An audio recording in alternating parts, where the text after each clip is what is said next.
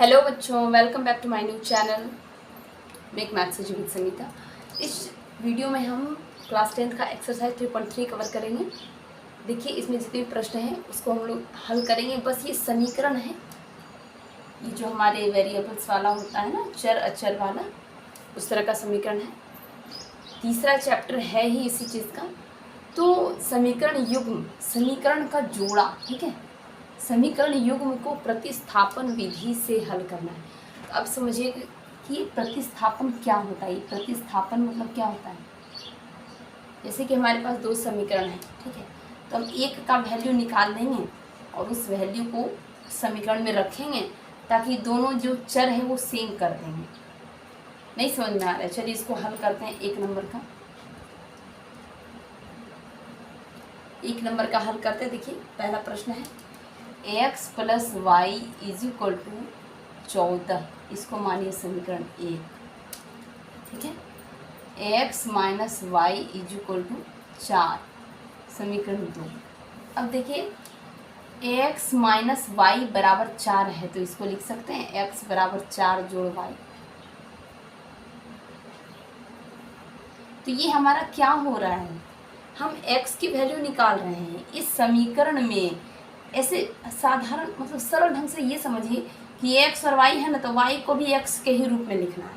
सब चर एकदम सेम हो जाएगा तो फिर मान निकालने में आसानी होगी, क्योंकि दो दो चर हैं तो कैसे मान निकलेगा। तो सब चर को हमें क्या करना है, सेम करना है। तो इसको मानिए समीकरण 3, इसी प्रकार से बनाना है।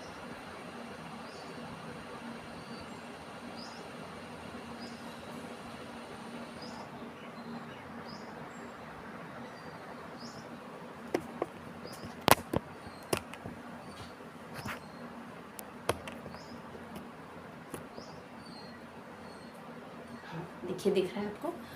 तो ये देखिए, ये x हम क्या किए, x की जगह पर भी हम y ही रखेंगे या फिर y की जगह x रखेंगे। बस ये समझिए कि ये जो समीकरण है ना, जो समीकरण है, इसमें x और y की जगह करना क्या है, दोनों को चाहे तो y बना दीजिए, चाहे तो दोनों को x बना दीजिए, तब ये मान निकालने में आसानी होगी। और उसी को कहेंगे प्रतिस्थापन विधि।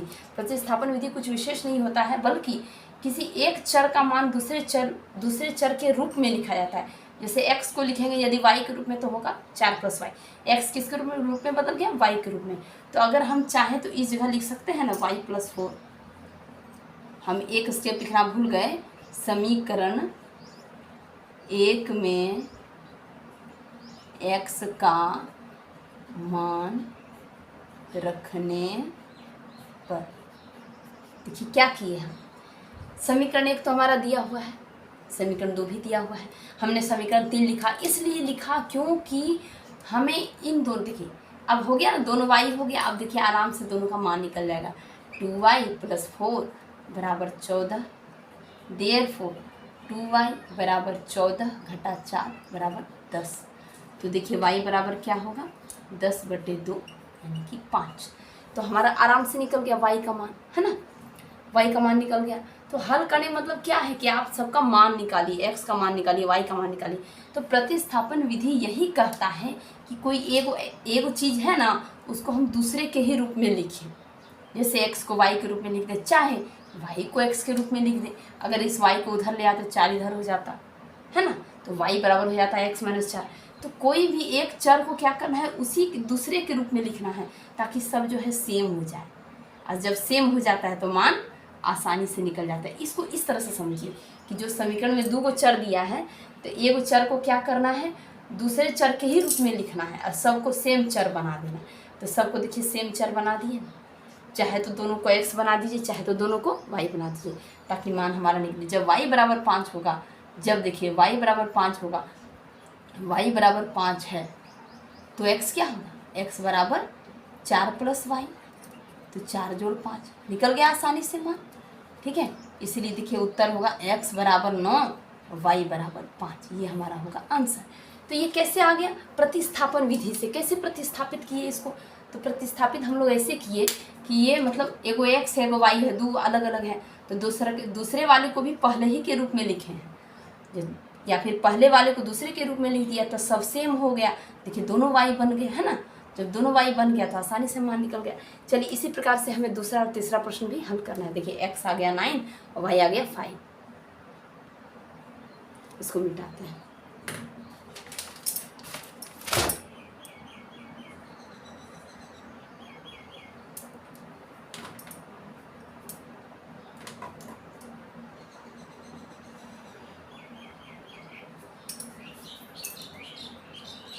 दूसरा प्रश्न है हमारा s minus t is equal to 3।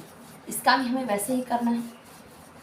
किसी एक को हम क्या करेंगे, दूसरे चर के रूप में लिखेंगे और फिर उसी का मान किसी एक समीकरण में रख देंगे ताकि सब सेम चर हो जाए। जब सेम चर हो जाएगा तो आराम से उसका मान निकल जाएगा। ये देखिए दूसरा भी हम बनाएंगे। डस्टर रखना भूल गए थे। देखिए दूसरा प्रश्न है s माइनस टी बराबर 3, ठीक है, और s बटे 3 प्लस टी बटे 2 बराबर 6, ठीक। तो ये देखिए हमारा एक समीकरण 1 हो गया, ये समीकरण 2 हो गया। अब ऐसे कर सकते हैं कि s बराबर 3 प्लस टी, क्यों कर सकते हैं, टी को उधर ले जाइए। हमको क्या चाहिए कि समीकरण में s और t है, दो पर्सन है, तो t को चाहे तो s बना दीजिए या तो s को t बना दीजिए, फिर उस मान को समीकरण में पुट कीजिए, ठीक है। बस यही मेन चीज़ है, उसी को कहते हैं प्रतिस्थापन। तो s is equal to 3 plus t, इसको मानिए समीकरण 3, ठीक है, इसको मानेंगे समीकरण 3, दिख रहा है। तो अब लिखेंगे समीकरण 2 में, समीकरण 2 में भी रख सकते हैं, 1 में भी रख सकते हैं, लेकिन 2 वाला थोड़ा जटिल लग रहा है, इसी में रखते हैं क्या। समीकरण 2 में s का मान रखने पर, ठीक है, चलिए s का मान रखते हैं। किसका मान, s का मान। s का मान क्या आ गया 3 प्लस टी, तो s बटे 3 है ना। समीकरण 3 2 क्या है, s बटे 3 प्लस टी बटे 2 इज इक्वल टू 6। अब यहाँ क्या करेंगे, s की जगह लिख दीजिए 3 प्लस टी, 3 प्लस टी बटे 3 जोड़ t plus t by 2 is equal to 6। अब ये 3 प्लस टी है तो 3 क्या कर रहा है, या तो आप लघुत्तम लीजिए या तो इन सबको तोड़ दीजिए। पहले तोड़िए, 3 बटे 3 जोड़ टी बटे 3, ये क्यों होगा, क्योंकि ये 3 है ना, इसमें भी भाग दे रहा है उसमें भी भाग दे रहा है, प्लस टी बटे 2 इज इक्वल टू 6, ठीक है। तो ये 3 क्या कर रहा है, इसमें भी भाग दे रहा है और टी में भी भाग दे रहा है, दोनों में भाग दे रहा है। अब हम क्या करेंगे, इन ये तो 3 1 3 तो 1 हो जाएगा, है ना, 1 हो जाएगा 1 प्लस। अब ये देखिए इन दोनों का ले लीजिए लघुत्तम, है ना, 2 और 3 का 6 होगा। अब ये 3 से लगाइए 6 में 2 टी प्लस 2 से लगाइए 3 टी इज इक्वल टू 6। अब देखिए क्या हो रहा है, 1 प्लस 1 है 5t bye 6 is equal to 6। अब इस एक को क्या करिएगा, ये तो बेचारा t से अलग है, इसको हटा दीजिए, 5t बाय 6 यहीं रखिए और 6 माइनस 1 कर दीजिए, 6 माइनस 1 हो जाएगा 5। समझ में आ रहा है, 6 में से एक जाएगा तो 5 होगा, तो 5t bye 6 is equal to 5। अब देखिए 5 5 एक बार में ख़त्म, तो t बराबर 1 गुना 6, इधर भाग दे रहा है तो उधर क्या करेगा, गुना करेगा। t आ गया हमारा 6, जब t आ गया 6 इसलिए s इज इक्वल टू क्या देखिए 3 प्लस टी यानी कि 3 प्लस 6 इज इक्वल टू 9, यही हमारा आंसर है। समझे, दिख रहा है। तो 3 प्लस 6 कर दिए क्योंकि 3 प्लस टी का आ रहा था, ओके, तो 3 प्लस जब टी का तो 3 प्लस 6 कर दिए, तो 3 प्लस 6 इज इक्वल टू 9 हो गया आंसर। इसी प्रकार से दूसरा प्रश्न भी हमारा बन गया। देखिए प्रतिस्थापन विधि से, प्रतिस्थापन विधि क्या होती है, प्रतिस्थापन विधि होती है जैसे कि 2 चर हैं, बार बार हम आपको बता रहे हैं 2 चर हैं तो दोनों क्या करना है, एक ही जाति में बना देना है।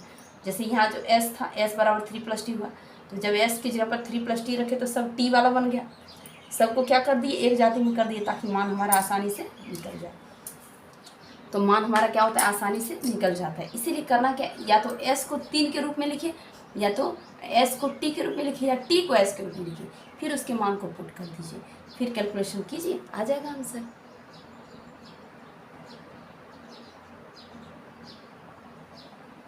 चलिए तीसरा प्रश्न है, देखिए 3x माइनस वाई, इसको मिटाना पड़ेगा।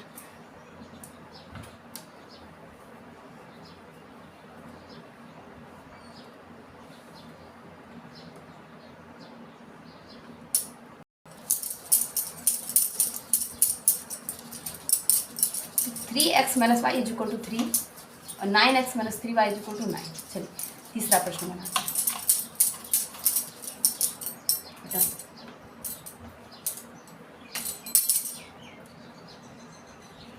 3x minus y is equal to 3 और देखिए क्या है 9x minus 3y is equal to, ये है समीकरण 1 और ये है समीकरण 2। दिख रहा है आपको? समीकरण 1 और 2। अब निकालेंगे वो तीसरा समीकरण। काहे निकालेंगे? क्योंकि हमको x का वैल्यू चाहिए या फिर y का वैल्यू चाहिए, कुछ भी कर देंगे। पहले x लिखा होता तो x का ही वैल्यू निकाल लेते हैं, पहले y लिखा होता तो y का वैल्यू निकाल लेते हैं। उससे हमको क्या दिक्कत है? बस हमें प्रतिस्थापन करना है। तो प्रतिस्थापन जब करना है तो उसके लिए क्या करना होगा? दो गो फ्रेंड है, उसको क्या करना है? एक ही के रूप में कर देना है। या तो y को x के रूप में लिख देना है या तो x को y के रूप में लिखना है, ताकि कैलकुलेशन हो जाए। चलिए अब ये देखिए x बराबर लिख सकते हैं 3 प्लस वाई बटे 3। क्यों? तो y जाके उधर जुड़ जाएगा, 3 प्लस वाई हो जाएगा। अब 3 भाग गुना हो रहा है तो गुना हो रहा है तो ये भाग देने लगेगा। तो आप लोग जानते ही होंगे, ईद पक्षांतरण जब होता है, एक साइड से दूसरी साइड जब जाता है तो क्या हो जाता है? गुणा भाग देता है और भाग बदल जाता है गुणा, प्लस बदल जाता है माइनस में, माइनस बदल जाता है प्लस में, भाग बदल जाता है गुणा में और गुणा बदल जाता है भाग में। बहुत जनरल चीज़ है और बहुत इंपॉर्टेंट चीज़ है, इसको हमेशा ध्यान में रखिए, तब आपको समझ में आएगा कैसे बन रहा है। अब देखिए एक समीकरण 3 निकल गया, ठीक है। समीकरण 3 जब निकल गया तो इसमें क्या है? x का वैल्यू है। अब x का वैल्यू y के रूप में आ गया। अब जहाँ जहाँ x है वहाँ हम ये वाला रूप रख सकते हैं एकदम आराम से। देखिए समीकरण 2 में x का मान रखने पर क्या किए? समीकरण 2, अब देखिए समीकरण 2 हमारा ये वाला है, इसमें हम क्या करेंगे? x का मान पुट करेंगे। चलिए x का मान पुट कीजिए। तो 9 इंटू एक्स का मान है 3 प्लस वाई बटे 3, बड़ा लंबा मान आ गया क्या? Minus 3y is equal to 9। अब देखिए 3 तियानो तो आराम से कट रहा है आपका, ठीक है। 3 तियानो तो आराम से कट रहा है। अब देखिए 3 गुना 3 हो गया 9 जोड़ 3 गुना y 3y minus 3y is equal to 9। क्या गए हो रहा है? 3x बना तो सही लिखे हैं।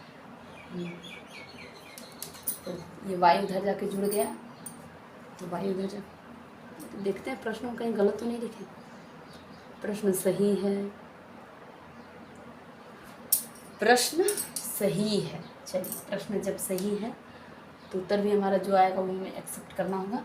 तो 3 ये x था ना, तो y को उधर भेजिए 3 प्लस वाई, 3 हो गया भाग, बिल्कुल सही। 3 प्लस वाई बटे 3। अब देखिए 3 तियानो 3y या 3y 0 हो रहा है तो 0 आ रहा है। जब y ही कट रहा है ना, तो 9 बराबर 9 आ रहा है क्या?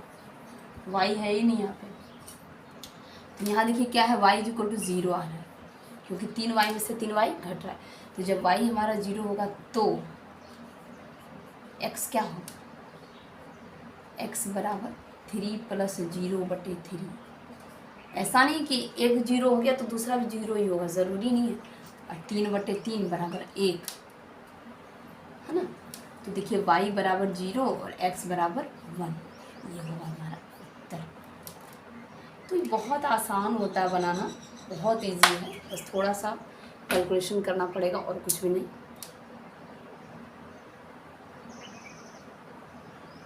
गजब है, काम नहीं कर रहा है आज।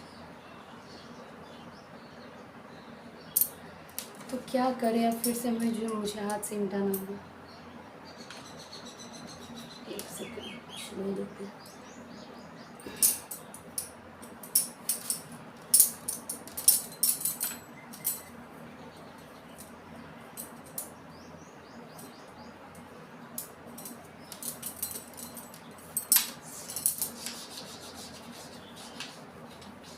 चलिए इसको रखें कि मिटा दें, थोड़ी देर रहने देते हैं क्या, ताकि दिमाग में छप जाए कि प्लस बदलेगा माइनस में, माइनस बदलेगा प्लस में। खैर ये तो 10th के बच्चों को याद होना चाहिए, बहुत आसान चीज़ है। चलिए 3 नंबर का तुम्हारा बन गया। देखिए चौथा बनाते हैं। चौथा क्या है, 0.2x plus 0.3y is equal to 1.3। तो 0.2x सब जगह पॉइंट। डरना नहीं है किसी को कि हाँ बहुत कठिन है।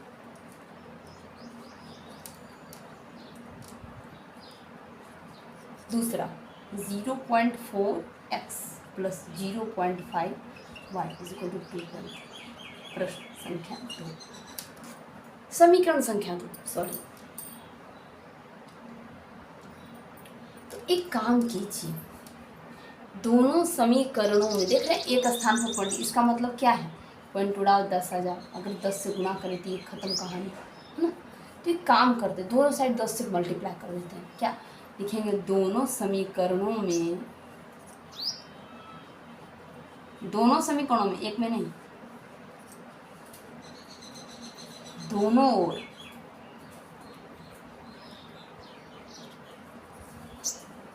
दोनों पक्षों में 10 से गुणा करने पर करिए 10 से गुणा, क्या होगा, सबका पॉइंट खत्म। 2x प्लस 3y बराबर 13, ठीक है। 4x प्लस 5y बराबर 23 समीकरण। इसको मिटा देते हैं, क्या दिक्कत हो रही है इससे।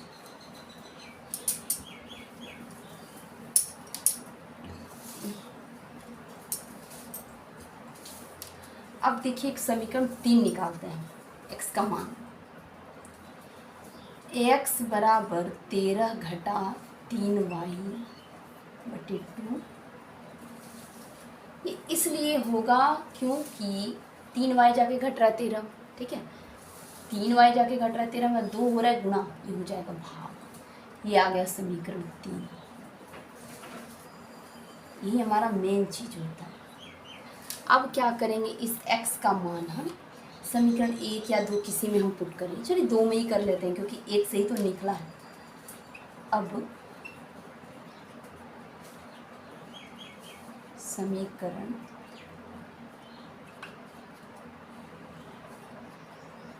दो में x का मान रखने पर, अब देखिए उधर में देखना है आपको, वो प्रश्न है तो उधर देखने लगी, ये अलग है। अब समीकरण 2 में क्या है, देखिए 4x 4 गुना x, देखिए 4 गुना x की जगह पर ही पूरे,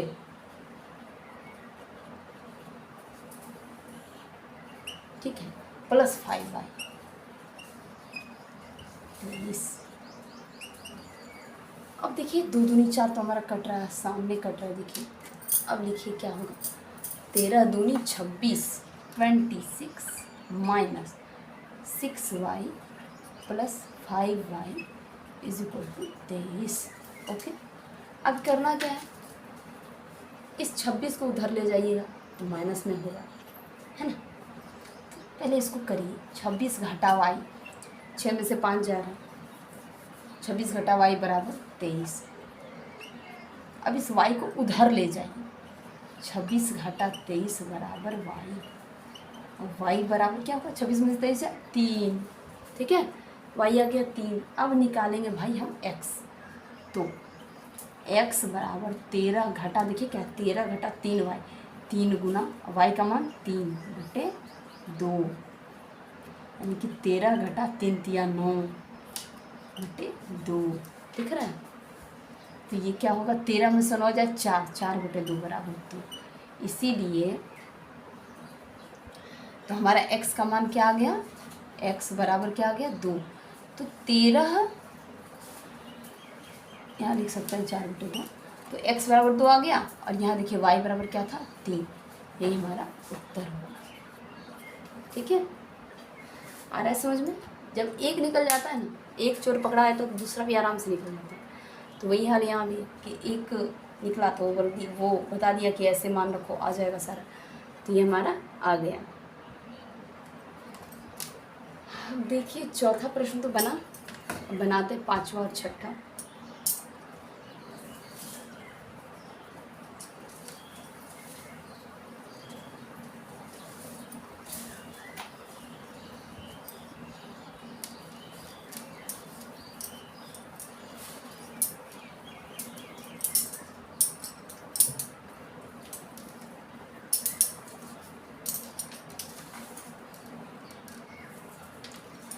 5वां प्रश्न, √2x plus √3y is equal to 0, √3x minus √8y is equal to 0। समीकरण 1, समीकरण 2। यहाँ बराबर में क्या है? शून्य। यहाँ बराबर में क्या है? शून्य।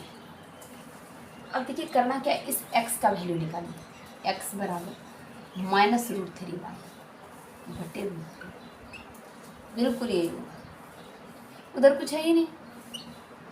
अब देखिए करना क्या है, इस x का मान किसी एक में पुट करिए। समीकरण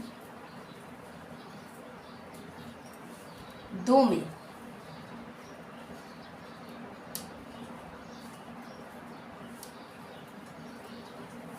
x का मान रखने पर, अब रखिए समीकरण 2 लिखिए पहले, √3 गुना, अब देखिए √3 गुना x है तो x की जब पर ये पूरा है तो माइनस √3y बटे √2, ये भी गुणा में, minus √8y is equal to 0। अब देखिए इसको करिए कैलकुलेशन, √3 गुना √3 तो 3 हो जाएगा, है ना। अब प्लस माइनस माइनस होगा बटे y by √2, minus √8y is equal to 0। दिख रहा है? अब या तो आप इन सब का लघुत्तम ले लीजिए लघुत्तम, माइनस 3y माइनस, अब देखिए √2 गुना होगा। अब देखिए √8 में क्या क्या होता है, √8 में 2 गुना 2 गुना 2, है ना। अब एक और √2 जब गुना कर दें इसमें, यानी कि रूट के अंदर एक और 2 गुना कर दें तो क्या होगा, एक जोड़ा ये बनेगा, एक जोड़ा ये बनेगा, 2 दूनी 4। समझ में आ रहा है? 2 दूनी 4। √8 में क्या था, 2 गुना 2 गुना 2, एक और √2 जाके गुना हो गया, जोड़ा बन गया, 2 निकल गया, 2 दूनी 4 बराबर 0। अब देखिए क्या होगा, ये √2 क्या होगा, दोनों में गुना हो जाएगा। किस में? इस 0 में, माइनस 3y माइनस 4y बराबर 0 गुना √2, 3 4 7 0, y बराबर 0। अब देखिए y हमारा हो गया 0। अब निकालिए x का वैल्यू, इसीलिए x बराबर माइनस √3 इंटू वाई है 0 बटे √2, यहाँ भी सब 0, x भी 0 y भी 0।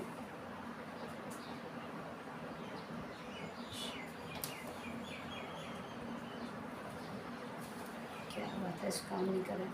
चलिए 5वां प्रश्न भी हमारा बन गया। चलिए 6ठा बनाते हैं।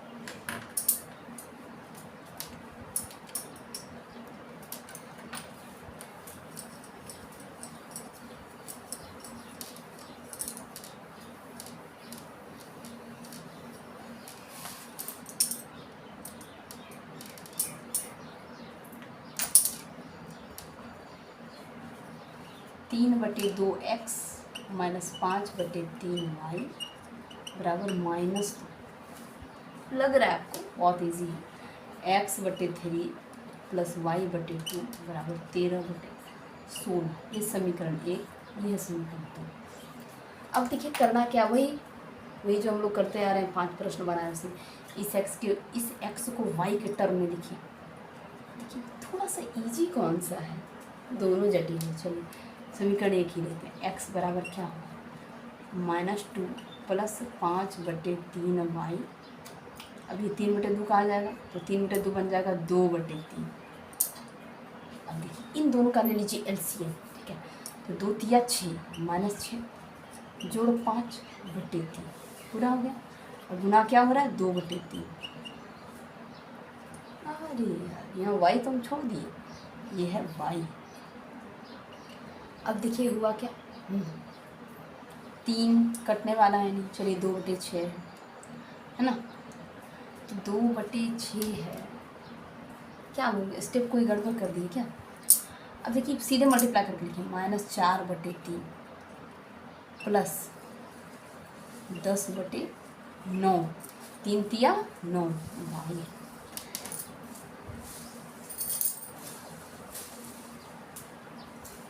ये हमारा आ गया x का वैल्यू। अब इस x का वैल्यू जो आ गया है, x बराबर -4/3 प्लस 10/9y, इसको हम लोग किसी एक समीकरण में रखेंगे और किसका मान निकालेंगे, x का y का।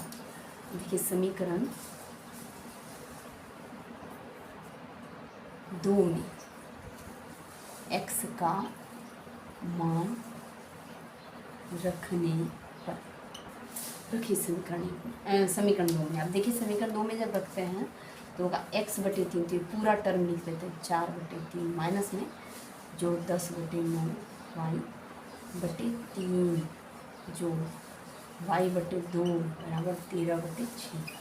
अब इस तरफ हम लोग चलेंगे, ठीक है। तो चलिए इससे इसको नहीं भी लिखे तो कोई दिक्कत नहीं, डायरेक्ट हो जाएगा। हाँ, तो अब देखिए क्या होगा, ये 3 क्या होगा, पूरी गुना हो जाएगा, होगा -4/9 जोड़ 10/27 y जोड़ y/2 बराबर 13/6।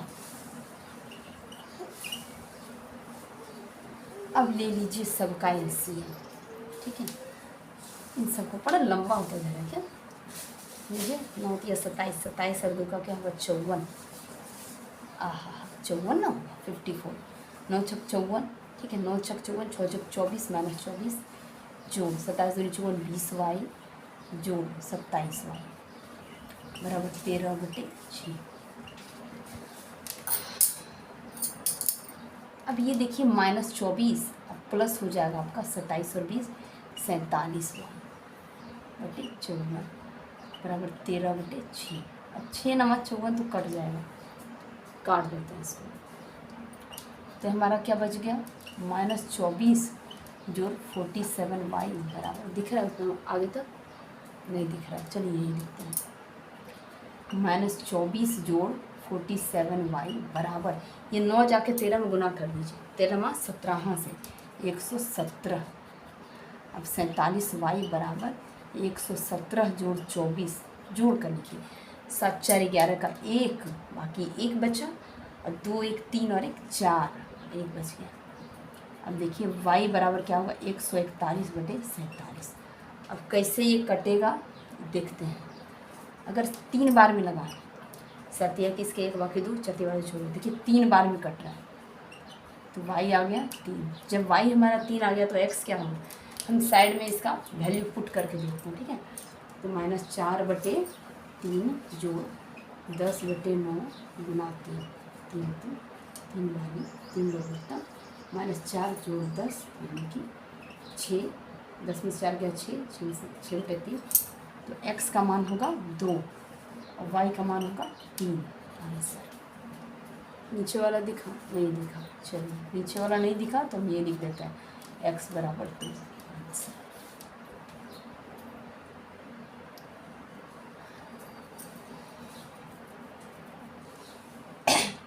खैर प्रतिस्थापन विधि उतनी सरल भी नहीं है, आपको थोड़ा सा प्रयास, थोड़ा सा मतलब एक्सरसाइज आपको करना होगा, अभ्यास ज़्यादा करना होगा ताकि सब कुछ आपसे बन सके।